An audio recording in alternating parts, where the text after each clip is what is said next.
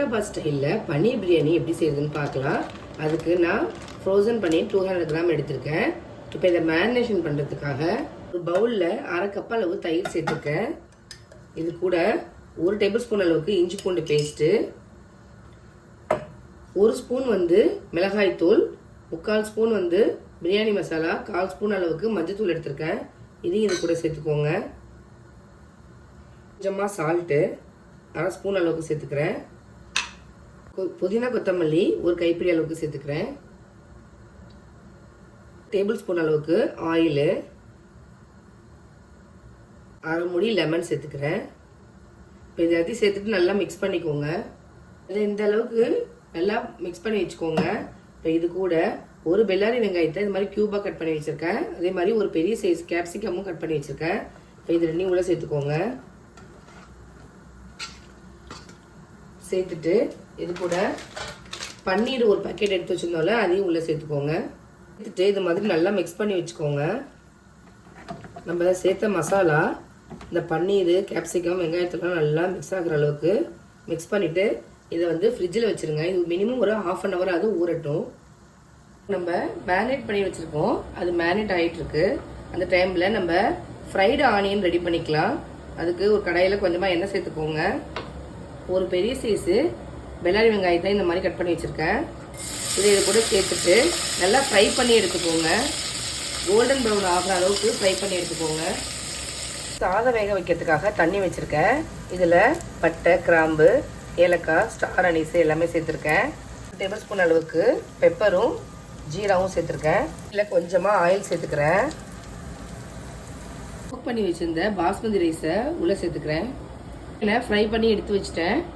வெந்துட்டுருக்கு. Rice ஒரு 80% வெந்தால் போதும். அதே கடாயிலேயே கொஞ்சமாக நான் எண்ணெய் சேர்த்துக்கிறேன். எண்ணெய் சேர்த்துட்டு ஸ்பைசஸ்லாம் சேர்த்துக்கோங்க. பட்டை, கிராம்பு, ஏலக்காய், ஸ்டார் அனீஸு எல்லாம் சேர்த்துக்கிறேன்.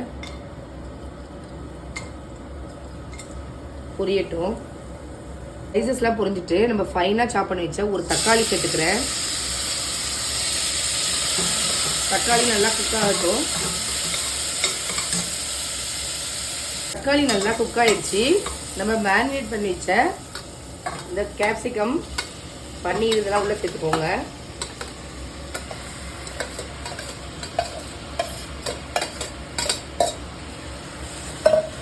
சேர்த்துட்டு நல்லா மிக்ஸ் பண்ணி விட்டு மூடி வச்சுருங்க.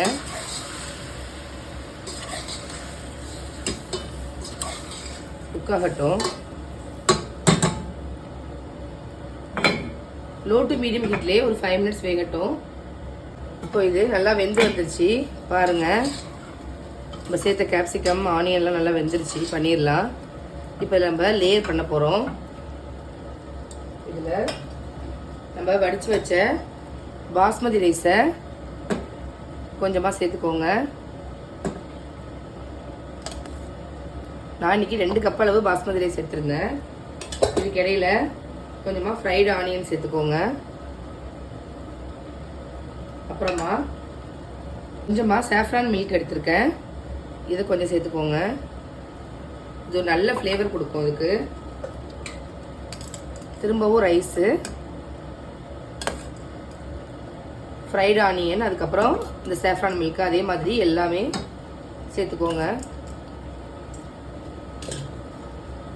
Rice, fried onion, saffron milk, திரும்பவும் அதே ப்ராசஸே பண்ணிக்கோங்க.